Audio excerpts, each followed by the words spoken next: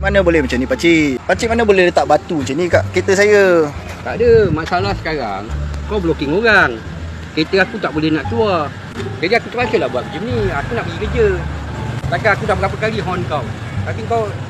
Alah, saya lupa je, saya dah lambat pergi kerja. Itu lupa masalah kau. Takkan kau lupa kau saya terlupa nak letak. Nak jadi masalah. Saya terlupa nak letak nombor telefon. Tak ada, sekarang aku nak pergi kerja. Kau kena fikir juga. Aku nak pergi kerja macam mana.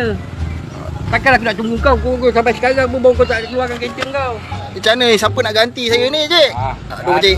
Tak ada mana rosak mana pun. Aduh, dah bengkok. Saya baru beli sebulan ni kereta ni, cik. Itu masalah kau, bukan salah aku. Aduh. Aku nak pergi kerja. Kau daripada 6 pagi aku hon. Nombor telefon pun kau tak letak. Kau tarik handbrake. Macam mana kau parking kereta macam mana? Sekarang pakcik nak bayar macam mana ni? Saya nak kena report lagi. Kalau kau nak report, kau report lah. Ada masa aku nak bayar ada. Bukan salah aku, salah kau. Ni salah bapak lu punya ke?